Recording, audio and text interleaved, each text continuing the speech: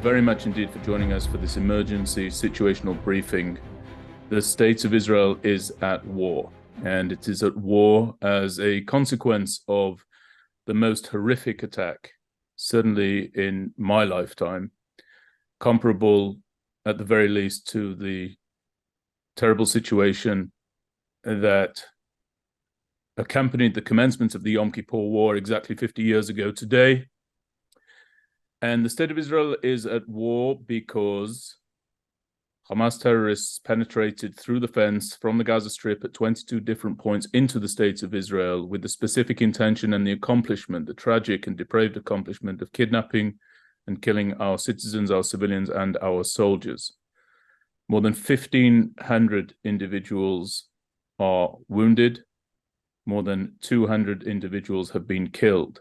The Israel Defense Forces still does not have a clear grip on the number of people who have been kidnapped into the Gaza Strip, and it is expected that the number of dead is going to continue to rise. Even as we speak today, at least two of the experts at the MirYam Institute are involved in the fighting to one degree or another. Those include former Deputy Chief of Staff of the Israel Defense Forces, Yair Golan, who recently was in political office. He is literally running in and out of these areas, saving lives as we broadcast today. And Major General Noam Tibon, former commander of the Northern Formation, drove down to Kibbutz Nachal Oz, one of the areas most devastatingly attacked by way of this atrocity. And he drove down to that area in order to extricate his son, his daughter-in-law, and their young children from their home in Nachal Oz. He leapt into his Jeep, drove from Tel Aviv down to Nachal Oz, and led a team of fighters to the home of his son and brought all of them out of that situation safely. Today, I'm joined by Professor Chuck Freilich, former Deputy National Security Advisor from Israel. Both of us are in the diaspora. Both of us would want to be home right now in the States of Israel. I speak not for Chuck, but of myself. I will be returning home very, very soon indeed. Chuck, I've done a brief introduction. I would be very pleased if you would add to anything that I've said in any way that you wish to do so, and then we'll run through various topics, and I'll tee up those topics for your comment, my response, and vice versa for the next 60 minutes or so. Of course, we pray for the citizens, we pray for the soldiers, and we pray for the people, the leaders, the advisors of the state of Israel, that we may move to a time of knowing peace once again in our days. But to be perfectly honest, Chuck, I don't think we're going to know any such peace in the coming hours, days, weeks, and frankly, even months. What do you say? I think that's a pretty safe assessment.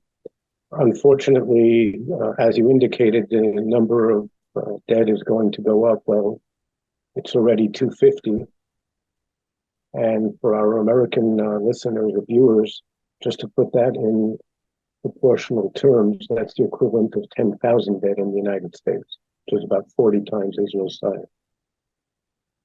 As you said, about 1,500 wounded.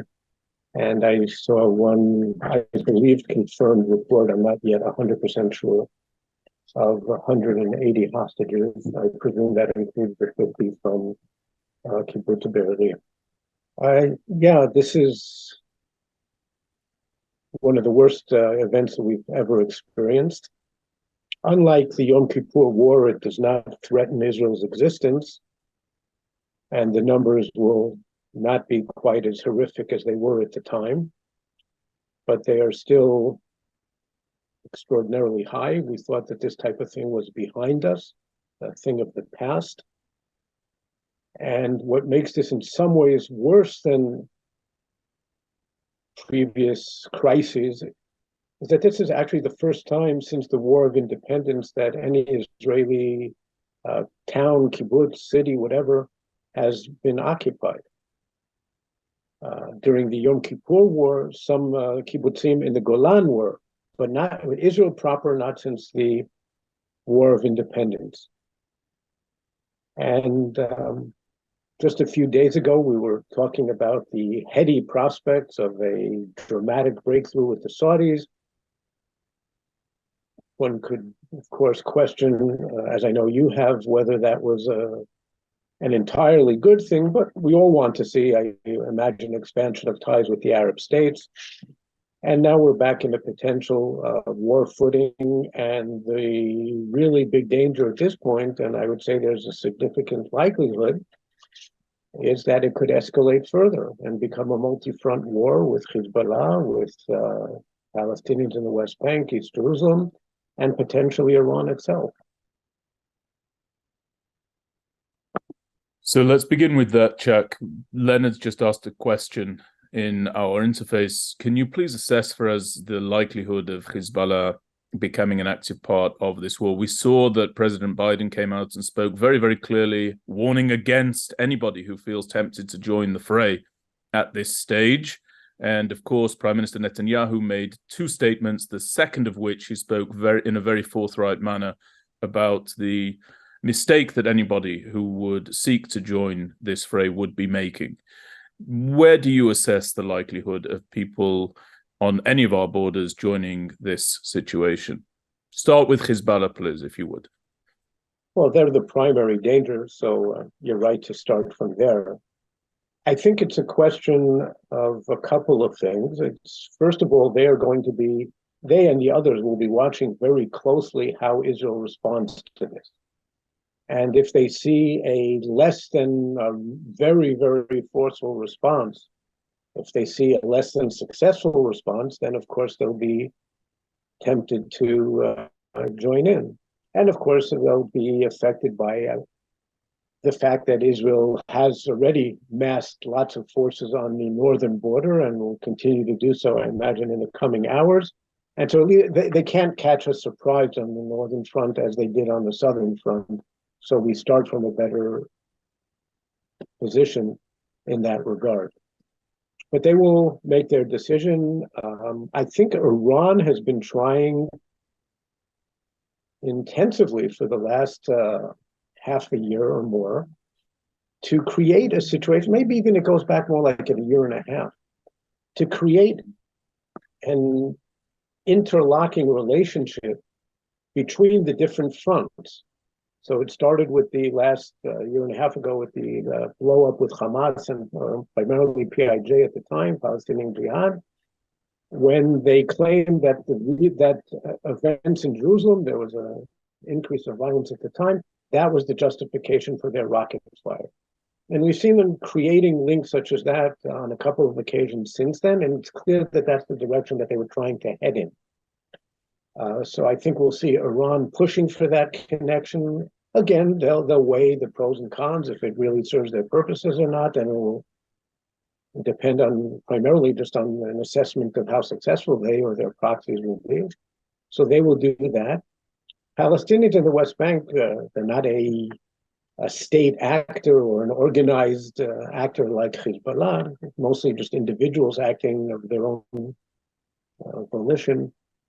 There, it won't be a coordinated response. I have no doubt we'll see some people taking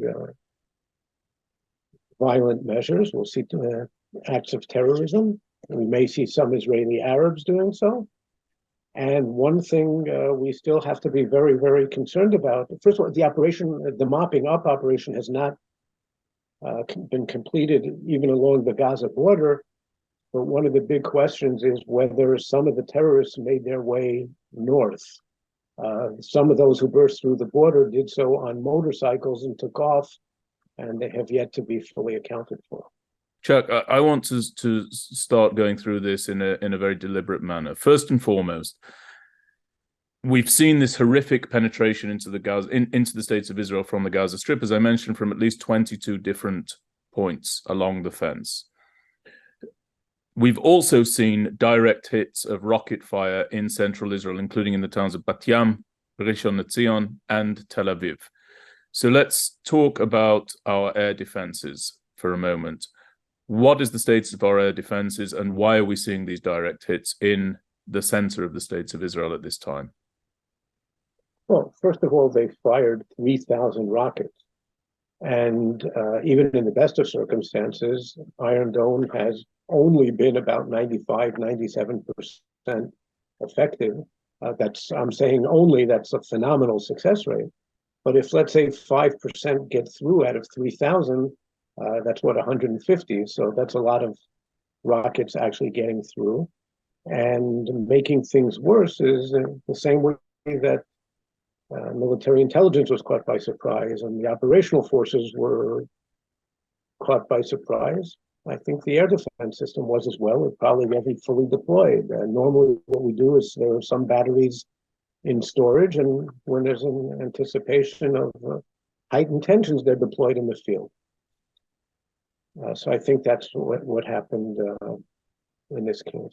Okay, and let's go now to the ground. You spoke about the operational forces. Why are there not sufficient ground troops available at a time when such a massive infiltration takes place? And from the ground, also talk to us about why the Air Force was not deployed in some sense, some manner, whether it be a drone or a manned airframe or any other mechanism or resource that we have.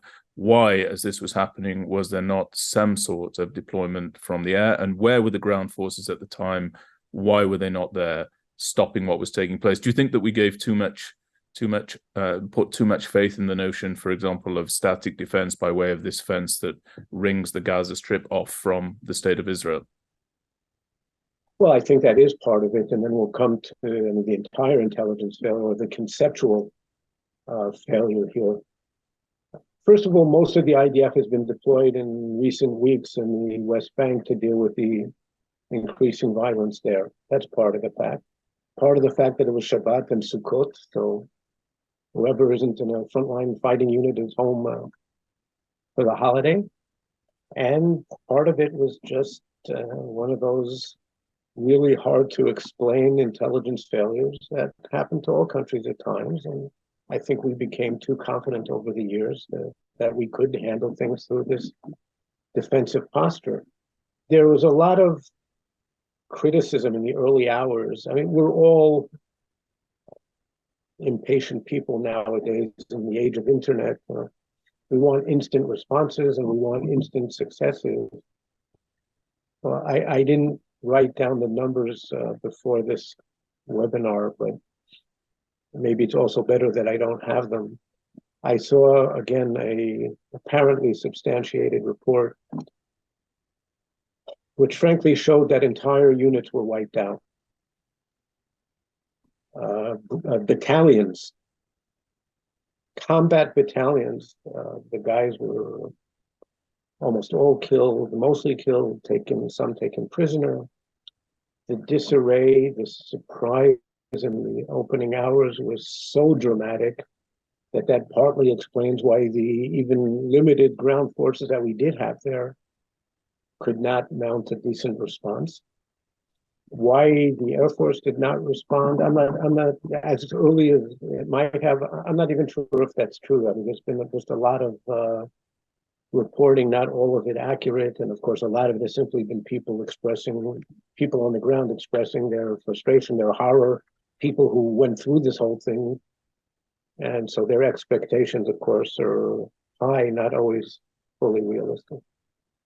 Now, let's talk a little bit about the political leadership. I don't mean let's politicize this discussion. We'll get to that later on, perhaps, or not. But I want to talk about the political situation. Prime Minister Netanyahu came out and spoke very, very strongly, as one would expect, about Israel's determination to repel this threat.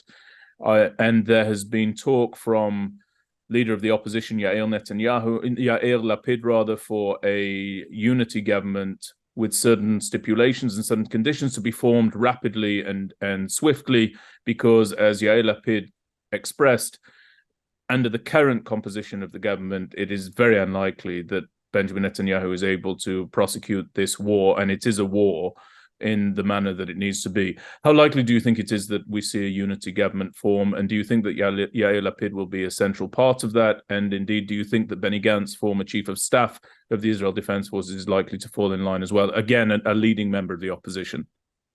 And Gantz has said, I believe publicly, or at least attributed to him, that he favors the possibility.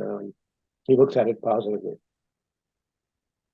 Look, I don't know that the government really can't prosecute the war without them without their participation.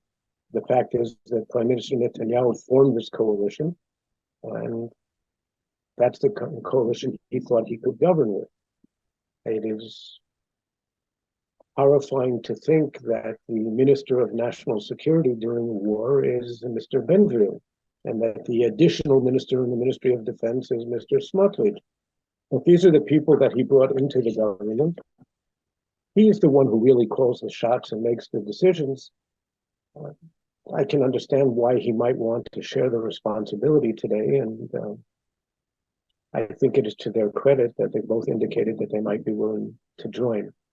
Whether it will really happen, we'll see. Some of it, of course, is political gamemanship, as that was called, just political positioning, trying to look good, because the public, of course, wants to see unity at times like this. I don't think it's critical to the prosecution of the war.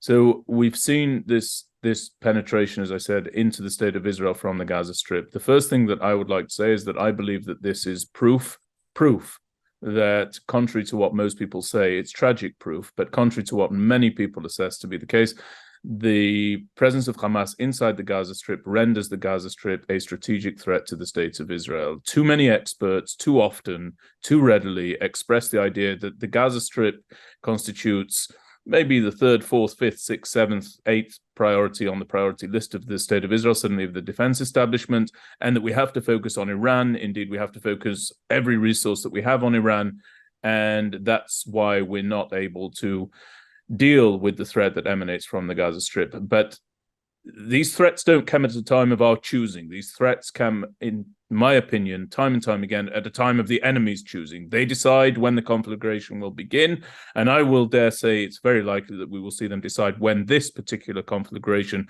will end. The Gaza Strip does constitute a strategic threat to the state of Israel, in my view. So we are where we are. We have, as you said, more than 250 people killed. We have over 1,500 individuals injured. I would like to call upon anybody who's listening here from the States of Israel, if they can give blood at this time to Magen David Adom, please go and give blood. And unfortunately, it will be needed. If you are listening from the diaspora and you want to donate somewhere where you can concretely have an effect, I would strongly advise everybody to donate to American Friends of Magen David Adom at this time. It will go directly towards the collection of blood for the injured.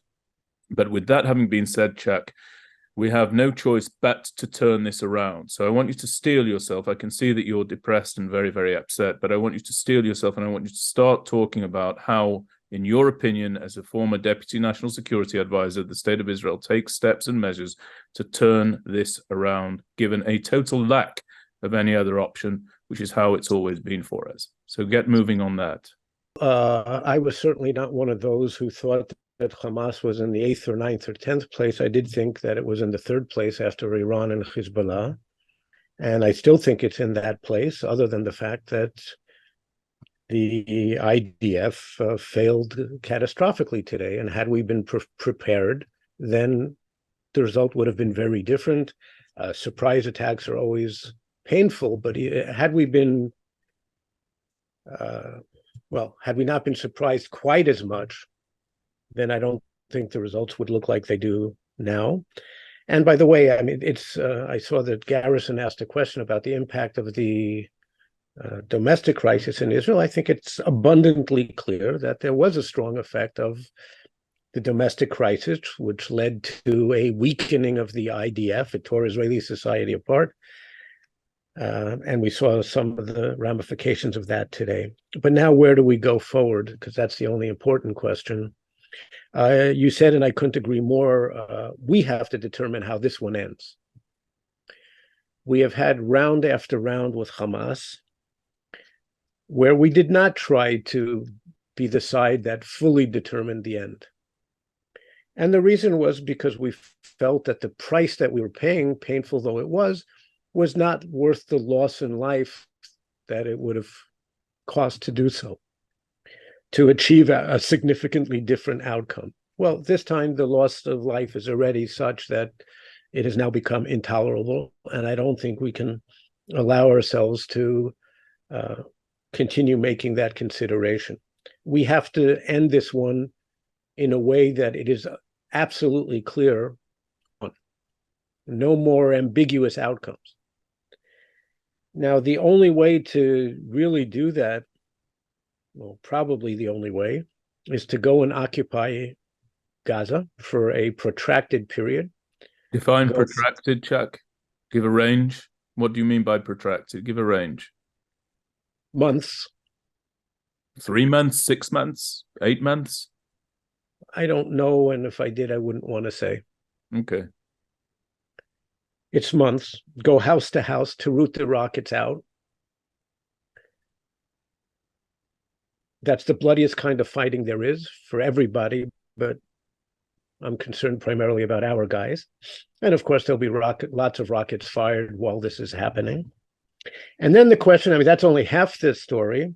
Do we also try to topple Hamas at the same time? I think to do this whole thing without toppling Hamas would be a waste of the effort, because then we just leave them in power and it'll take them another year or 2 or 3 or 4, and they rebuild the rocket arsenal and other things.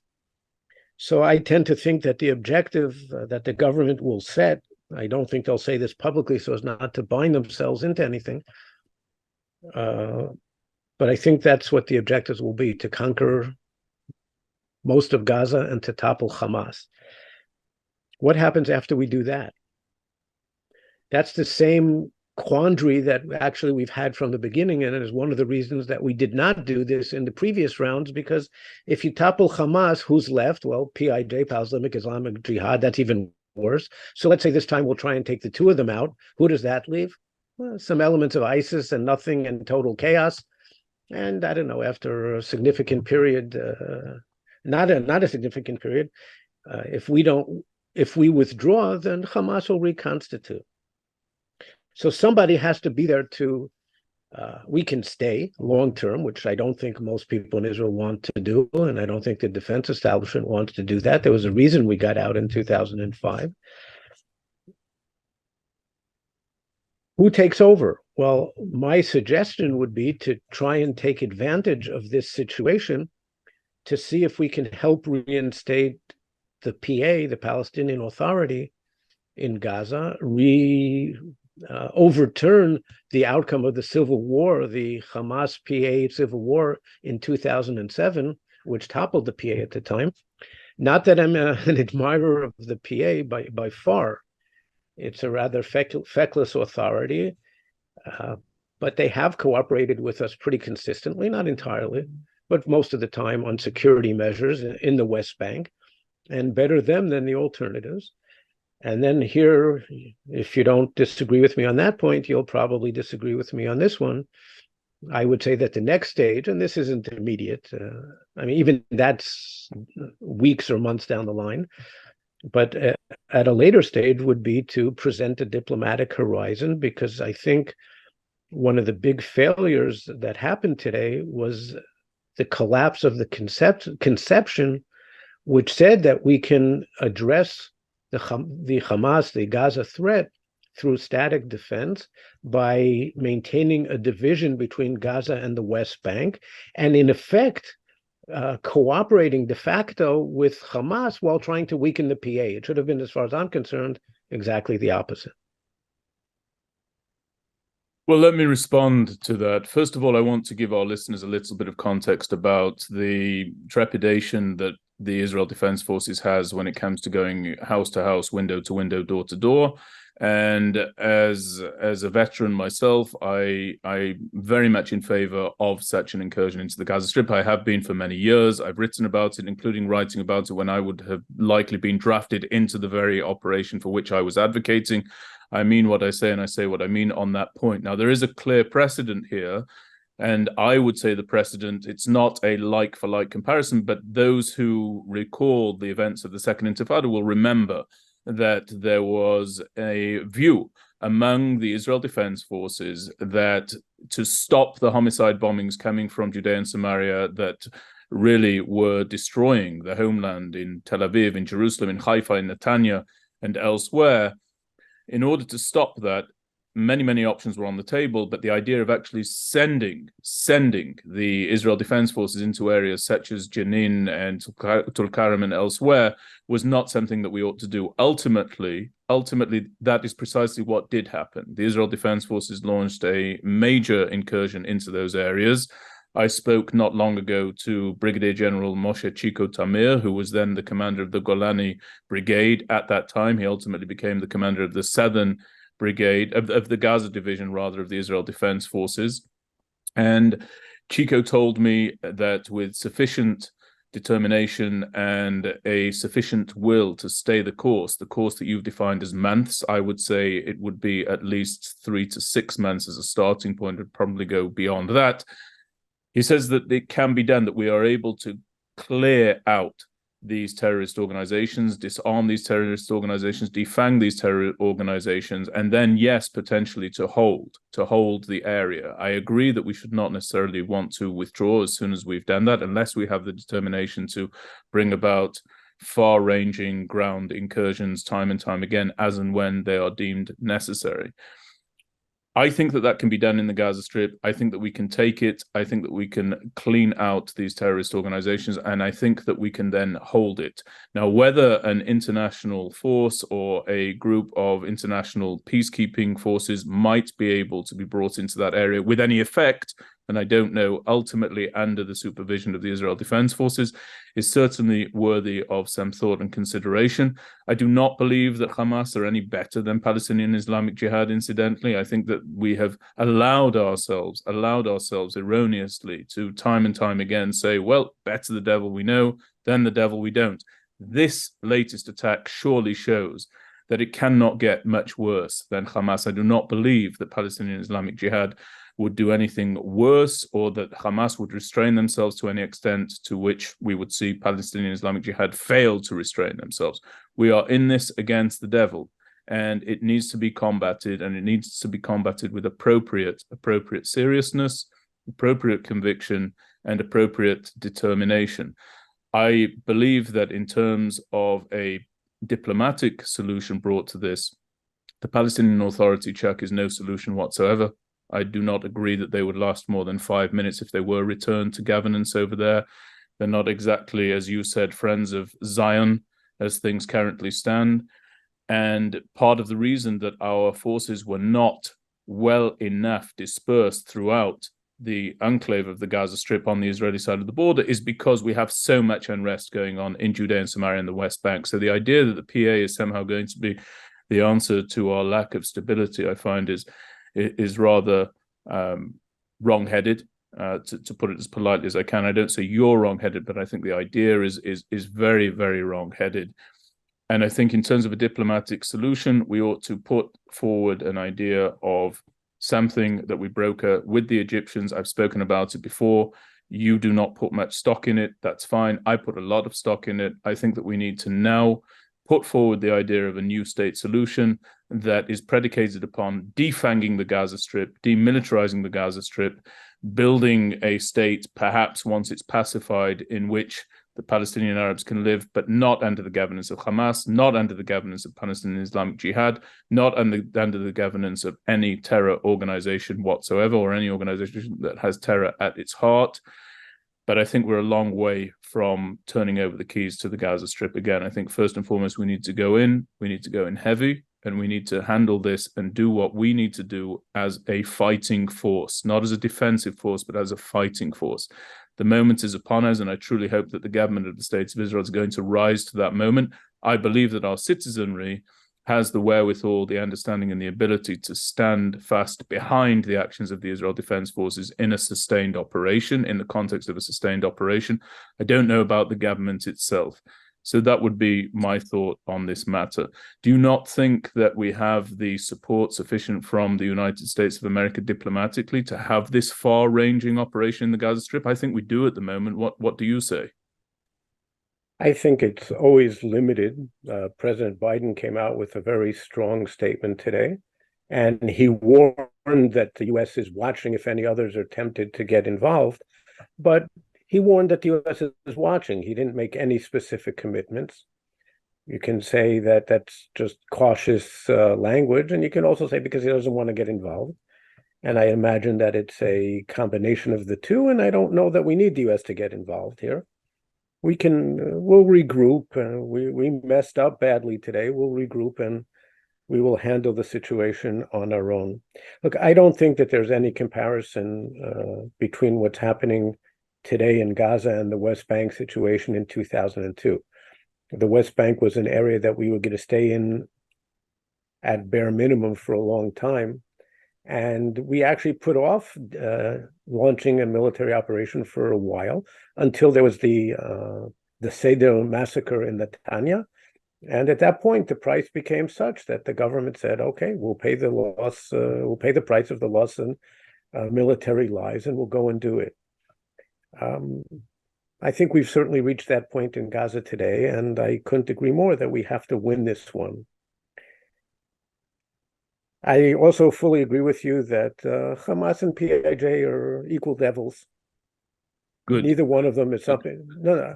It's the PA that I said that I think we can work with partly, but it's not as if I'm putting the future of our security in PA hands. I'm saying that they are better than the other alternatives, PIJ and Hamas, and they're certainly better than the alternative of ISIS or just total chaos there. And I think over time we can rebuild them as a semi-effective governing body. They've never been very effective in the best of time. That's what there is.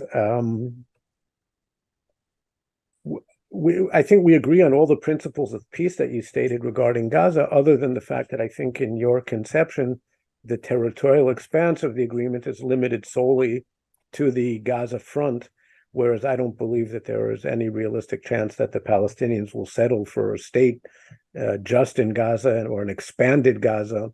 I think for them, the heart of the conflict is the West Bank. And without getting most of the West Bank, essentially all of it, there's no prospect that they'll talk about anything in any event.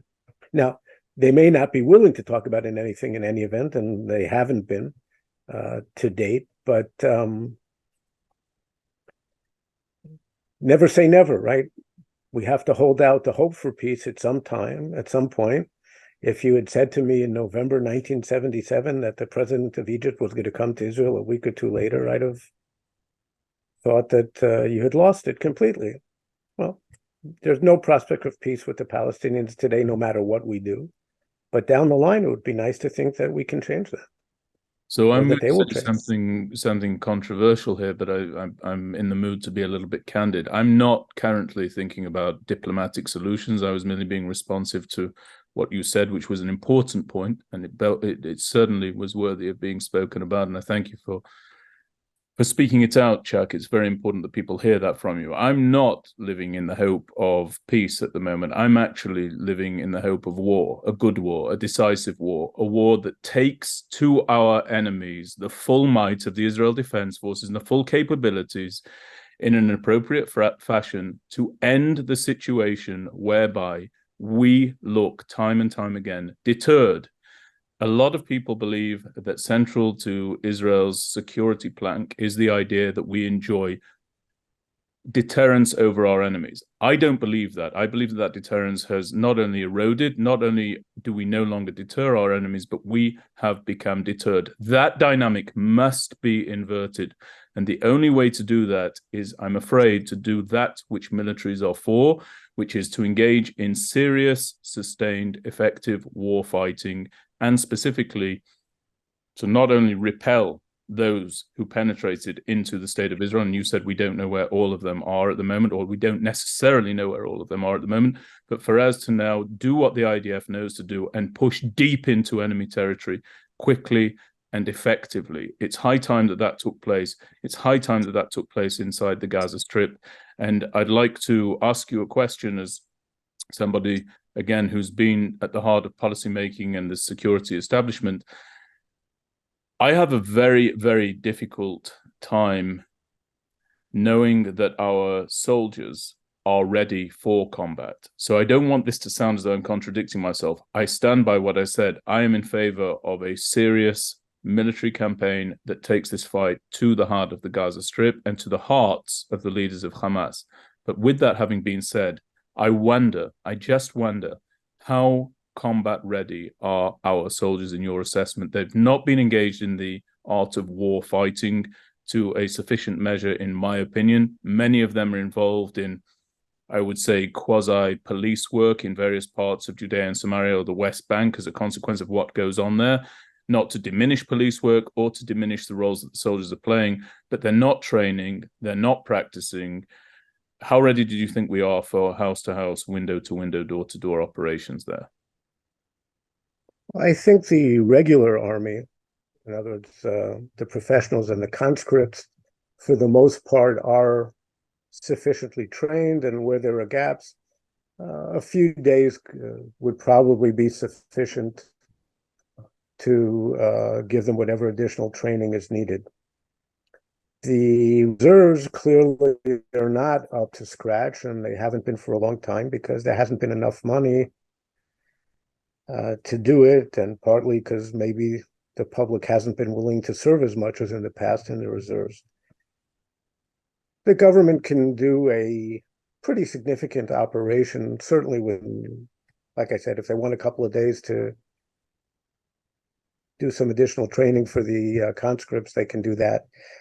And then if they have to delay the big operation for a week or two, that can happen also. The important thing is for us to get it right this time, because there have been a number of operations in which we have not. I fully agree with you that the short-term objective is war and winning the war. Correct. There's been a tendency, and partly because of the changing nature of warfare and of weaponry in recent decades, there's been a focus more on limited wars, on taking out the other side's weapons rather than destroying the other side as a fighting force. We've got to win this one, full stop. But wars end in one of two ways. They either lead to a diplomatic process and maybe to a peace agreement, or they continue. They don't end. And that's the situation that we've been in for the last 20 years with Gaza, is that there was no there wasn't a military victory, a decisive military victory, and there wasn't a diplomatic route either. And so we kept coming back to the same starting point. The other side was not willing to live with that situation. For us, it was fine. It didn't solve the problem with the Palestinians, but it bought us time. Since we didn't want to really address the root causes, it was an easier outcome for us. And that's why we are where we are today. And that's why I think this time we do have to achieve a decisive outcome. Good. I'm pleased that we have a consensus about that. I think that the idea of limited wars is not tenable. And this was something that turned me away, quite frankly, from the leadership of Prime Minister Netanyahu, specifically because as a combat reservist, I became very, very tired of being drafted along with my peers, many of whom had much more on the line than I did. They were fathers and they were husbands. I was neither of those things at that time. And they would be drafted every few years against the same enemy, with the same lack of conclusion, with the same foreboding sense that we would be brought to the line 2-3 years hence for exactly the same dynamic to play out. That is not acceptable. And I believe only very deeply disconnected leadership could view that as a tenable policy. So let's move on to some more difficult questions, Chuck. And I'm going to ask this in a pointed way, and perhaps we can do this in a rapid fire. Does the Chief of Staff of the Israel Defense Forces, does he bear the brunt of the blame for this? Are we going to see, as we saw, in my opinion, unfairly, in the aftermath of the Yom Kippur War, are we going to see responsibility laid at the feet of the Chief of Staff, Lieutenant General Herzi Halevi, at the end of this? That is a tough question. Look, he's been in a totally untenable position because he had to deal with the military effects of the judicial overhaul. In other words, the fact that so many leading combat soldiers, pilots, elite commando units came and said that they were suspending their service. the general weakening of the armed forces because the domestic debates made their way into the units and people were, let's say, demoralized by all of that. So he was dealt a particularly difficult position. On the other hand, he's the chief of staff, and he bears responsibility for IDF performance. He bears responsibility. He's not the chief of military intelligence, but he bears overall responsibility for that. I don't think this is the time for him to resign, certainly not in the middle of war. And I think he took the position until now that he wasn't going to resign because he considered himself to be a bulwark against the total disruption of the IDF due to the judicial overhaul. I think in the end, I mean, the buck stops here, so the prime minister certainly bears primary responsibility from that point of view. Now, no one expects him to know exactly where every unit is and the exact state of the intelligence people, but he did create this judicial overhaul. I remain convinced, utterly convinced, for one reason and only one reason, which was his own personal political survival and to stay out of jail. And when you rule through a l'état et moi type situation where, I mean, you are the state, there's no difference between the national good and your own personal good, or your personal good greatly outweighs the national good. This is what happens, and I believe that the prime minister should be held to account when this is over. Do you think that we're going to see the joining of Hezbollah in this war? Well, I said before, it'll be a function of their assessment of the chances of success. If they see us responding as forcefully as you and I believe we should, and hopefully as successfully as we both hope, then I think they'll stay out and wait for even more propitious timing. But as we've discussed in some of our joint podcasts, we have seen at least two major meetings between Iranian Hezbollah and Hamas leaders in the last couple of months. There may have been more that I don't know about, in which I believe they said openly that they were discussing how to take advantage of Israel's domestic disarray. Now, Hamas has made a statement that they launched this attack in the defense of Al-Aqsa, which is obviously total nonsense. Many people believe that they in fact launched this attack in order to derail the possibility of normalization between the Saudis and Israel. Do you think that that is at the heart of this decision? No, I think that's maybe moving them. No, I think quite simply that Hamas is a murderous, I would say almost genocidal organization bent on Israel's destruction. That's their raison d'etre. If they could have done it years ago, they would have done so. If they were able to launch limited attacks that would have been more effective at earlier dates, they would have done it. They managed to they lulled us into complacency. It looks like they staged a pretty effective strategic surprise. And it was just a question of timing. It happened to happen now. We always look at why is the timing? I think they were ready operationally now. And what you're saying about the Saudis is an additional side benefit. Do you think that it will have the outcome of preventing normalization between the Saudis and the state of Israel? Short term, maybe. The Saudis would have a hard time implementing a breakthrough of that magnitude with Israel as the fighting is going on, or if, again, as we hope, that Hamas is crushed. So will it put it off by a few months? I would imagine. But I mean, if this is the type of thing which would have prevented it, then maybe it's better that it not happen, because we don't want to have our future freedom of maneuver limited by that type of consideration. We don't need friends of that type. I think it will, well, hopefully it will still happen in the not too distant future. I wonder if you agree that there's a possibility here that Hamas has overplayed its hand somewhat, that perhaps they didn't quite expect to inflict the damage that they have inflicted and didn't quite expect to bring the number of kidnapped civilians and soldiers back into the Gaza Strip.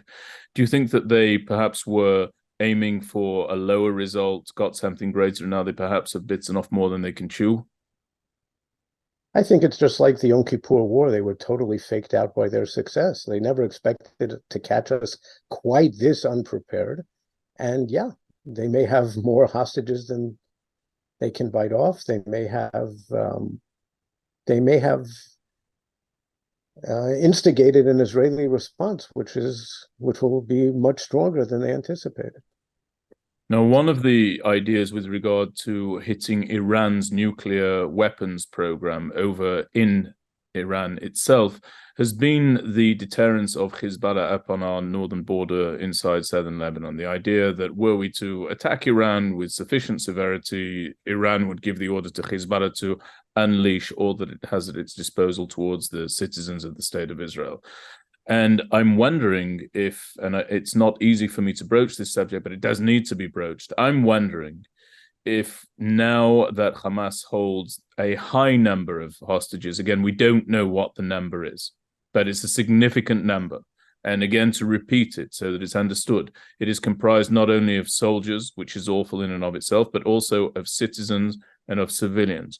I wonder if we are, to red team my own call for a significant and conclusive and emphatic ground incursion into the Gaza Strip, I wonder if we are now hamstrung in a similar fashion by virtue of the fact that these hostages can be executed or tortured or a combination of the two, and there may be many of them for that to be carried out against, and it may somewhat limit our abilities to maneuver in the Gaza Strip. Do you see anything like that? I don't know that we've faced anything. We certainly haven't faced anything like this in my lifetime. You may be able to draw on something in your experiences or your knowledge of our military history. Do you see that this surely is a new aspect to warfare right now, certainly where the IDF is concerned? Am I right? Absolutely. Look, we haven't had this many hostages since the Yom Kippur War. Remember that Prime Minister Netanyahu released 1,100 terrorists just to get the release of one Israeli soldier who had been captured by Hamas, Gilad Shalit. That was a grievous error, I thought at the time, and believe today as well. Look, if we allow ourselves to be too hamstrung, obviously this is a consideration. Obviously, we will want to do everything we can in a way that will minimize the chances of these people being killed. I'm convinced that they're already being tortured. And as I said earlier in the podcast, I saw what is, I believe, a confirmed report of 180 hostages. And I'm guessing that includes the 50 at Kibbutz Be'eri, but that means it doesn't matter. That's 50 there, 130 in Gaza itself, and includes children. It includes mothers who had just given birth with infants. It's not a pretty situation. So, of course, we'll try to do it in a way that minimizes the dangers to them. Does that mean that we then do not go and conquer Gaza as a result? So are we going to give in to that kind of extortion? And let's say we try and we'll play it safe and we go up to a certain point and we try and see if there's some way to release the hostages or to launch an attack to release them. They've probably been, to rescue them, they've probably been dispersed around Gaza. It would be surprising if they put them all in one place to try and make it harder for us. Well, let's say we get great intelligence. We know exactly where people are being held and how many people are holding them and where they are. And let's say there's even an operational window to do it. And then just as our forces approach wherever it is that they are, they kill them. Remember what happened to Nachshon Wachsman, and that was one guy. Jack, I want to ask you one last question, and then maybe we can make some final comments, each of us. You've alluded to this earlier in the podcast. Do you think that at the end, look, we all rally behind the government. We all rally behind the Israel Defense Forces at this time. But do you think that this rings in the end of Benjamin Netanyahu's political career? I cannot see that ultimately the blame is to be laid at anyone's feet more clearly, more openly, and more emphatically than at his. Do you agree? I agree that he bears the primary blame. It took 3.5 years before Golda was forced out of office after the Yom Kippur debacle. I think it's going to be much faster this time. I think it was probably heading in that direction in any event, because I think the prime minister overplayed his hand with the judicial overhaul and unleashed a public backlash that he never anticipated. And I think this is going to bring legions of people who would not have supported the protest movement, people from the right, into that movement for different reasons, but they will be demanding political change. And I think regardless, I mean, left, right, that's not the issue here. People like Mr. Ben-Gvir and Mr. Smotrich and a whole bunch of other Likud cabinet ministers, whether it's Karei and whether it's Miki Zohar and Distal Atabrian, and these people are a bunch of political radicals. They are incendiaries. They are, some of them, I mean, Ben-Gvir is a clown. He convicted of terrorism. This is a guy who should not be in any government. He is irresponsible. He's responsible for the National Police Force at a time when they were the guys who were doing a very significant portion of the fighting today.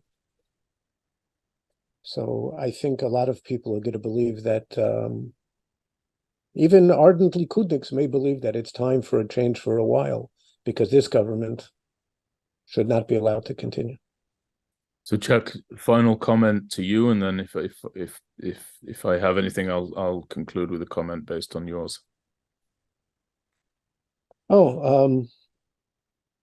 Look, this is a very, very sad day. It will go down in one of the worst that we've had. I have no doubt that in the end we will prevail. Things always look very bad in the beginning. Somehow they tend to work out one way or the other. Nobody ever promised us a rose garden.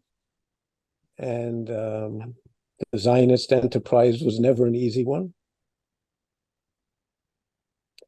There's, for those who don't speak Hebrew, there's the ultimate Israeli strategic conceptualization, which is Yeh Tov. It'll be good. It'll work itself out. Yeh Tov, one way or the other. Thank you, Chuck. I think it's very important that people know and understand that while other countries might have the luxury of allowing themselves to tear one another apart, to sow division among their own people, to retreat to corners of extremism and of populism time and time again, the state of Israel, as today's events so tragically evince, is not one such country. The state of Israel must bind together. It must come together. Anybody who sows division is unfit for leadership of the state of Israel. It is time that Israel rallies behind that which is dear to all of us, the Zionist cause and the Zionist future. And yes, there absolutely remains a Zionist future, and a strong Zionist future, and a proud Zionist future, and dare I say, a democratic and Jewish Zionist future. But first, we have to combat the dangers that are in front of us. First, we must legislate according to the most immediate threat. And the most immediate threat right now emanates from the Gaza Strip. And I believe that, thankfully, we have a fighting force that, though challenged, though perhaps hamstrung, though perhaps not training as rigorously and as regularly as all of us would like it to be, it is yet up to the task, and it will prove itself to be so. I believe that in time, the state of Israel will know quiet. I do not know that we will ever know peace, but I am absolutely sure, Be'ezrat Hashem, with God's help, anachnu nenatzeach. With God's help, we will succeed. That is what I expect. I require that of our defense forces, and I require that of them because I know that they are up to the task. And anybody who is sitting, teetering at home, wondering, are we seeing the destruction of Zion? I can return to you and say, emphatically not. In fact, you might be about to see it roaring at its grandest and proudest and most determined moment. So let's focus on that. Let's push this threat back, and let's get to it, as I know that we can. Thank you so very much, Chuck, for being with me today. Thank you. Thank you for all you're doing. And I do want to make mention, Chuck, I know that you're going to be on multiple news sources throughout the coming days. People need to understand when you speak, I know that part of what you have in your mind as you speak to the international media is to buy time and space for the Israel Defense Forces to operate and undertake that which we need to do. And I thank you for doing that on the diplomatic front. And I ask everybody on this call and anybody who hears this conversation, make sure that you are looking and finding and identifying the areas in which you can help to support the states of Israel now, because it's required. I reiterate, if you want to give blood, if you're in Israel, you should give blood. Go to your local Magen David Adom station. If you want to give towards the cause of giving blood, you can do so by way of American Friends of Magen David Adom. But do not despair. It's not the time for that. We will beat this back. Thank you so very much, Chuck. Thank you.